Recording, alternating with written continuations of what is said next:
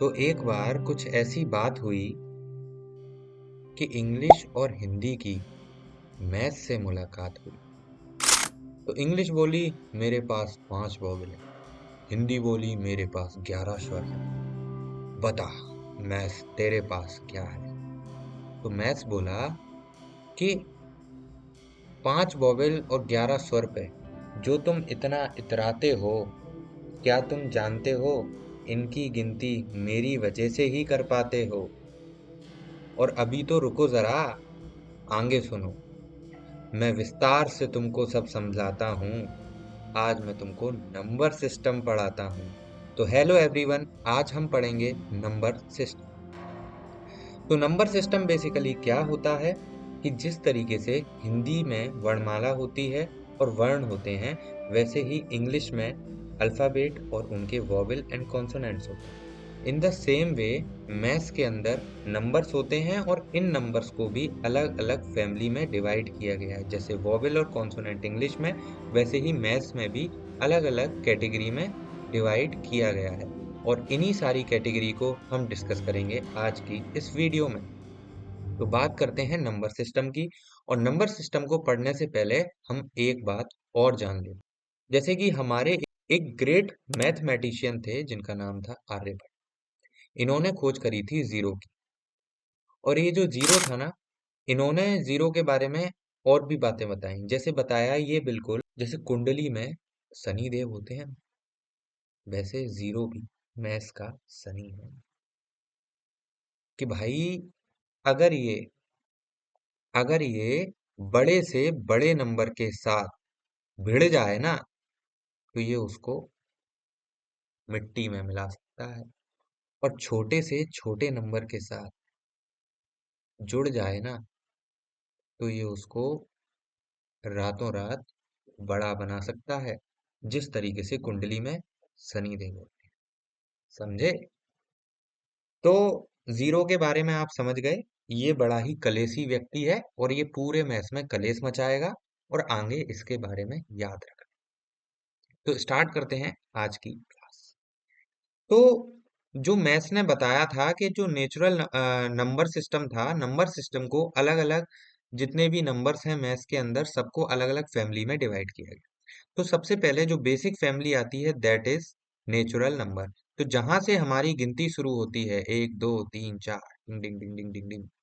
और ये जितनी भी गिनती है, 1 2 3 4 5, इन सबको हम बोलते हैं नेचुरल नंबर्स, यानी these are also known as counting numbers.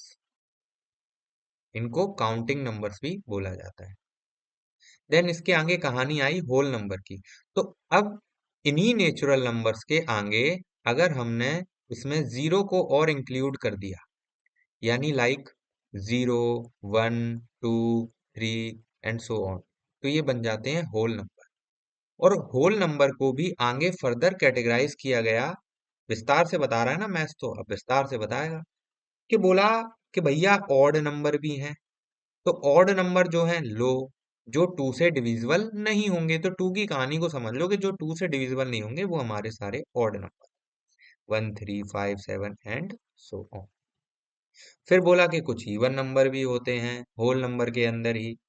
कि अगर मैंने बोला कि जो टू से डिविजिबल है उनका क्या, वो सारे इवन कहलाएंगे। फिर आगे इसने बोला अभी रुको, अभी और बता, अभी तो गेम शुरू हुआ है। फिर बोला प्राइम नंबर भी हैं, क्योंकि हमारे परिवार में कुछ ऐसे लोग भी हैं जो थोड़े से रईस हैं, यानी जो थोड़े से अमीर हैं। तो लो अमीर लोग जो किसी से घुलते मिलते नहीं, यानी बिल्कुल प्राइम मेंबर्स हैं। जैसे कि amazon प्राइम होता है, नेटफ्लिक्स प्राइम होता है, तो ये प्राइम लोग हैं, ये किसी से घुलेंगे मिलेंगे नहीं। ठीक है? तो ये किसी से भी डिविजिबल नहीं होते। ये टू से डिविजिबल नहीं होंगे, ये टू से डिविजिबल होंगे। और ये तो भाई साहब किसी से भी डिविजिबल नहीं होंगे। हम तो हम हैं, बाकी सब पानी कम है। तो ये जैसे कि 2 3 5 7 11 एंड सो ऑन। समझ में आ गया होगा आपको। सबसे छोटा ऑड नंबर, सबसे छोटा इवन नंबर 2, सबसे छोटा प्राइम नंबर 2।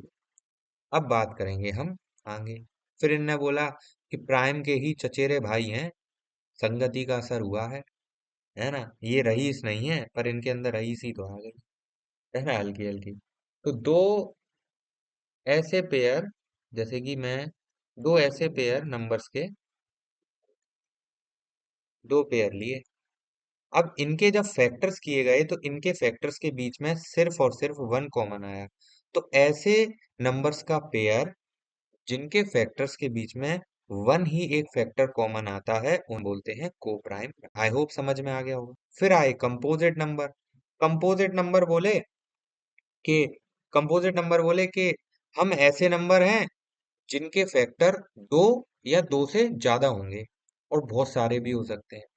तो समझ में आ गया होगा कि कंपोजिट नंबर वो नंबर होते हैं जो जिनके फैक्टर्स मोर देन टू होते हैं, जैसे कि 4, 6, 8, 10, 9 एंड सो। जैसे कि अगर मैं 4 की बात करूं तो ये 2 से भी डिविजिबल होता है, 1 से भी डिविजिबल होता है, 4 से भी डिविजिबल होता है, तो इसके दो से ज्यादा फैक्टर हो गए। 9 की बात करें तो 3 है, 9 है एंड 1 है। तो ये होते हैं कंपोजिट नंबर, और सबसे छोटा कंपोजिट नंबर होता है 4। ये बात याद रखना। फिर कुछ कुछ कैटेगरी और बताई गई, जैसे कि ट्विन प्राइम, दो जुड़वा बहनें थी ये, दो जुड़वा बहनें, ट्विन प्राइम। अब ये जो ट्विन प्राइम नंबर्स थे ना, इनकी कहानी कुछ ऐसी है कि ऐसे प्राइम नंबर जिनके बीच में एक एक का गैप आता है, ऐसा बोल सकते हैं हम। जैसे कि 3, फिर 4 छोड़ दिया तो 5, 1 का गैप है। हाँ, अगर सब्ट्रैक्ट करते हैं तो 2 का गैप है। तो इसको हम ऐसे याद कर लेते हैं कि ट्विन प्राइम नंबर्स वो होते हैं जिनके बीच का डिफरेंस 2 आए, ऐसे पेयर ऑफ नंबर्स। जैसे कि 5 एंड 7 एंड 7, 9, 9 नहीं कह सकते, 11 एंड 13, है ना, इस तरीके से। तो और दो ट्विन प्राइम नंबर आप सोचकर कमेंट में बताइए। ये होमवर्क हो गया, ठीक है। तो प्राइम नंबर भी समझ में आ गए, को प्राइम भी समझ में आ गए, ट्विन प्राइम भी समझ में आ गए, और कंपोजिट भी समझ में आ गए, है ना। अभी तो रुको, और भी है। अब आगे आई कहानी इंटीजर्स की। अगर बात करें, इसने बोला कि हमने आपको बताया कि 0 है, 1 है, 2 है, 3 है, 4 है, 5 है एंड सो ऑन। इनको हम बोल देते हैं क्या? इनको हम बोल देते हैं होल नंबर, है ना। और 1 से अगर बात करें आगे की, तो इनको हम बोल देते हैं नेचुरल नंबर, ठीक है। और अगर 0 से पीछे चले गए तो माइनस के भी तो हो सकते हैं, हो सकते हैं ना, होने को तो कुछ भी हो सकता है। और जब ये माइनस प्लस अगर पूरे नंबर्स की बात करते हैं, तो हम बोल देते हैं इंटीजर्स। क्या बोल देते हैं इनको? इंटीजर्स, ठीक है। अब इंटीजर्स भी दो तरह के हो गए, एक हो गए पॉजिटिव इंटीजर्स, और एक हो गए हमारे नेगेटिव इंटीजर्स। पॉजिटिव इंटीजर्स में आ गए हमारे 1, 2, 3, 4, 5, 6 एंड सो ऑन। और नेगेटिव इंटीजर्स में आ गए हमारे -2, -3 एंड सो ऑन। अब बीच में फंस गया भाई जीरो, है ना। अब जीरो की कहानी सुन लो। तो जीरो जो है ना, वो ना तो नेगेटिव होता है और ना ही पॉजिटिव होता है, वो दोनों में से कोई भी नहीं होता। तो इसीलिए हम इसको, जीरो को, नॉन पॉजिटिव और नॉन नेगेटिव इंटीजर बोलते हैं। इंटीजर तो है, इंटीजर तो है, बट ना तो नेगेटिव है और ना ही पॉजिटिव है। तो यहां से एक कॉन्क्लूजन ड्रॉ करने की कोशिश करते हैं हम। कॉन्क्लूजन क्या ड्रॉ करते हैं? जैसे कि आप मुझे बता सकते हो कि सारे नेचुरल नंबर होल नंबर हो सकते हैं। दिख रहा होगा ना, देखो, यहाँ ध्यान से देखो कि ये जो होल नंबर है, होल नंबर यहाँ से यहाँ तक ये पूरे होल नंबर है। इन्हीं के अंदर तो आ रहा है नेचुरल नंबर, है ना। तो सारे नेचुरल नंबर होल नंबर हो सकते हैं। क्या सारे होल नंबर नेचुरल नंबर हो सकते हैं? होल नेचुरल हो सकते हैं, उल्टा ट्रू है। नहीं हो सकते, क्योंकि इनके इनके पास में जीरो नहीं है, है ना। तीसरी बात, क्या सारे नेचुरल नंबर इंटीजर्स होते हैं? नेचुरल नंबर इंटीजर्स होते हैं, यस होते हैं। क्या सारे इंटीजर नेचुरल नंबर हो सकते हैं? नहीं हो सकते, क्योंकि नेचुरल नंबर होते हैं 1, 2, 3, 4, और इंटीजर्स में तो जीरो भी आता है, नेगेटिव भी आते हैं। तो ये पॉसिबल नहीं है। तो इसी तरीके से आप दिमाग लगाएंगे और आगे सोचेंगे कि कौन किसकी फैमिली में आ रहा है और कौन किसका पापा है और किसका बेटा है। तो हम कह सकते हैं नेचुरल नंबर होल नंबर के बच्चे हैं और होल नंबर इंटीजर्स के बच्चे हैं, यानी इंटीजर्स हो गए हमारे दादाजी और दादाजी के बाद आए होल नंबर जो कि हैं पापा जी और पापा जी के बाद में आए नेचुरल नंबर जो कि हैं बेटा जी। अब आप आगे दिमाग लगाएंगे और आगे देखेंगे कौन किसका क्या रिलेशन बना रहा है। अब चलते हैं हम आगे। अभी कहानी यहाँ भी शुरू खत्म नहीं हुई है, अभी तो और भी है आगे। अब आए परिवार के अंदर दो बच्चे। परिवार के अंदर थे दो बच्चे। एक का नाम था कलुआ और एक का नाम था बलुआ। तो भैया एक था सीधा साधा जो कि था रेशनल नंबर और एक था दिमाग से एकदम कतई सरफिरा जो कि था रेशनल नंबर।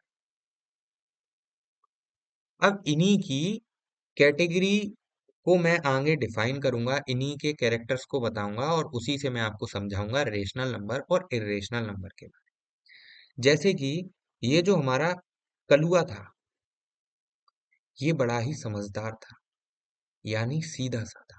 इससे जो भी कोई भी कुछ भी कह देता था वो बात मान लेता था, यानी सबके संग घुल मिल जाता था। ठीक है। और ये जो था ना बलुआ, ये अपने बल का इस्तेमाल करता था और क्या करता था लोगों पे जोर जोर डालता, एकदम रौब झाड़ता था।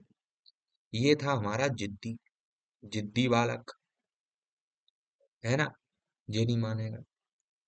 तो इसी के चलते ये इसके अंदर सारी अच्छी आदतें थी, ये बड़ा ही संस्कारी किस्म का था और ये था कतई बिगड़ैल एकदम। सारे जितने भी दुनिया जहान के पाप थे ना, दोष कर्म थे, वो सब जई के अंदर थे। ये था महापापी।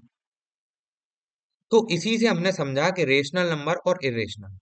रेशनल नंबर वो होते हैं जो आपको ज्यादा परेशान नहीं करते और इरेशनल नंबर जो होते हैं जिसके अंदर बहुत सारी गंदी आदत है, बिगड़ा हुआ बच्चा। अब जरा और डिटेल में समझते हैं। तो सबसे पहले अगर मैं रेशनल नंबर की बात करूं तो रेशनल नंबर नाम से ही पता चल रहा है रेशियो, और रेशियो सुनते ही हमारे दिमाग में आती है ए अपॉन पी, यानी ये चलेंगे अपॉन के। तो रेशनल नंबर वो नंबर होते हैं जो P अपॉन Q की फॉर्म में चलते हैं, है ना। और एक चीज और ध्यान रखना है, वो क्या है कि Q यहाँ पर जीरो नहीं हो सकता है। क्यों? क्योंकि अगर देखो P तो कोई भी इंटीजर हो सकता है, कोई भी नंबर हो सकता है। अगर मैंने मान लो P को एक नंबर लिया 5 और Q को ले लिया 0, ठीक है, तो ये क्या करेगा, जीरो फिर वही कहानी, क्या कर देगा, ये वैल्यू डिफाइंड नहीं होती है, तो ये यहाँ पे जो वैल्यू है ना वो एग्जिस्ट नहीं कर पाएगी, अनडिफाइंड हो जाएगी। इसीलिए Q कभी भी जीरो नहीं हो सकता, है ना। उसके बाद में दूसरी कहानी क्या आती है, दूसरी कहानी ये आती है कि इनका डेसिमल एक्सपेंशन हो सकता है।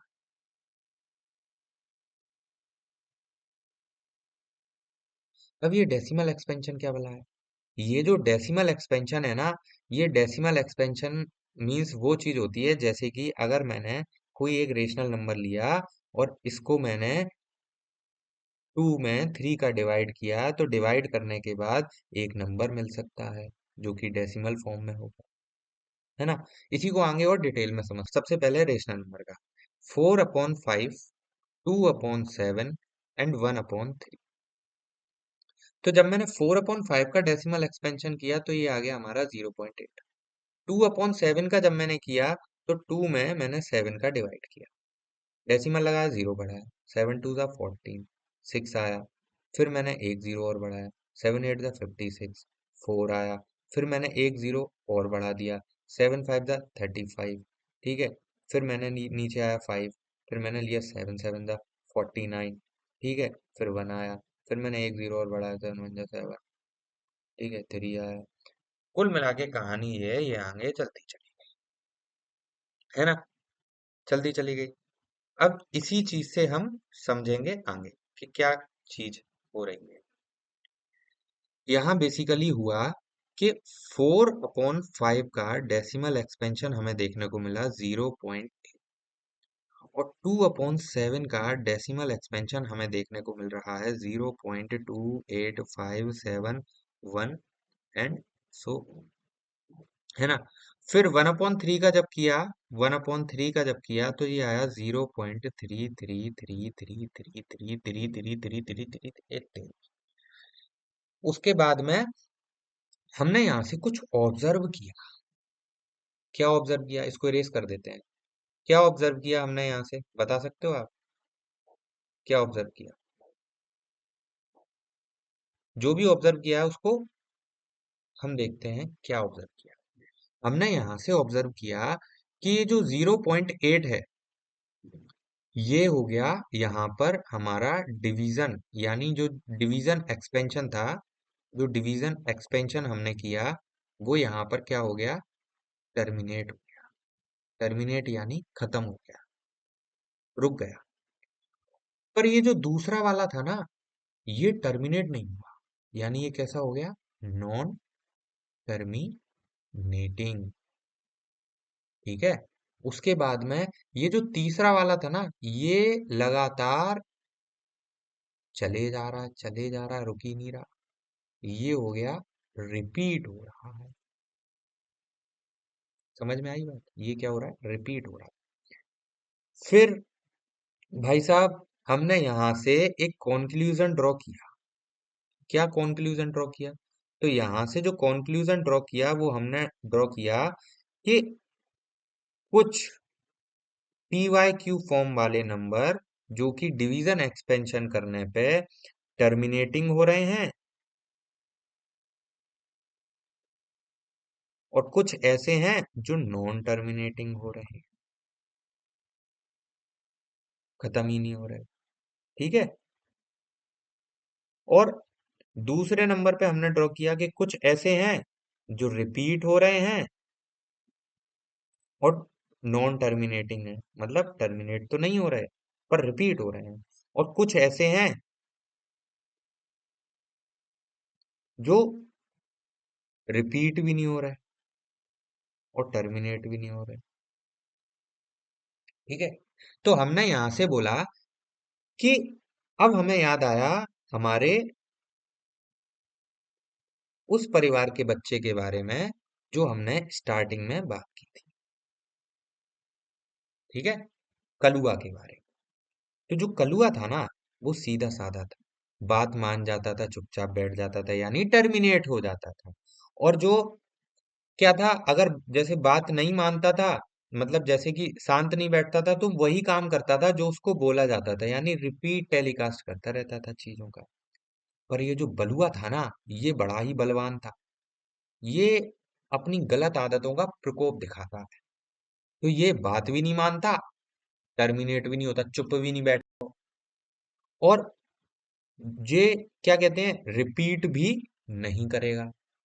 मतलब किसी भी चीज में राजी नहीं है ये, रिपीट भी नहीं कर रहा और शांत भी नहीं बैठता। तो हम कह सकते हैं कि रेशनल नंबर वो नंबर होते हैं जो टर्मिनेट हो जाते हैं और रिपीट कर जाते हैं, यानी repeating and terminating numbers are known as rational numbers. और एक होते हैं नॉन टर्मिनेटिंग और नॉन रिपीटिंग, यानी जो नॉन नॉन करें, नॉन टर्मिनेटिंग और non repeating. Repeating, non terminating and non repeating. समझ गए होगे आप? ये हो गए इरेशनल नंबर और ये हो गए हमारे रेशनल नंबर। ठीक है। आई होप यहाँ तक की बात क्लियर है। टर्मिनेटिंग और रिपीटिंग का फंडा याद रखना। जो चुपचाप बैठ जाएगा, टर्मिनेट हो जाएगा, वो रेशनल नंबर है। जो अगर मान लो टर्मिनेट भी नहीं हो रहा तो एक ही नंबर रिपीट करता रहेगा, कुछ भी नया नहीं करेगा, तो वो भी रेशनल नंबर है। अगर मान लो टर्मिनेट भी नहीं हो रहा, खत्म भी नहीं हो रहा और रिपीट भी नहीं कर रहा, किसी चीज में राजी नहीं है, तो वो इरेशनल नंबर है। चलते हैं हम आगे। तो रेशनल नंबर से हमने सीखा कि रेशनल नंबर थे हमारे p बाय क्यू के फॉर्म में, ठीक है, और q नॉट इक्वल जीरो होना चाहिए यहाँ पे, पहली बात। दूसरी बात हमने देखी कि ये थे हमारे टर्मिनेटिंग, ये कहानी मैं आपको समझा चुका हूं, और रिपीटिंग, या तो रिपीट करेंगे या टर्मिनेट करेंगे, ठीक है। तीसरा तीसरा और चौथा पॉइंट अभी हम दोनों को कंपेयर करते हुए पढ़ेंगे। अगर इरेशनल नंबर की बात करें तो इरेशनल नंबर भी पी वाई क्यू के फॉर्म में थे, ठीक है, यहाँ पर भी क्यू नॉट इक्वल जीरो था, पर ये क्या थे ना, ये जिद्दी थे, ये नॉन टर्मिनेटिंग,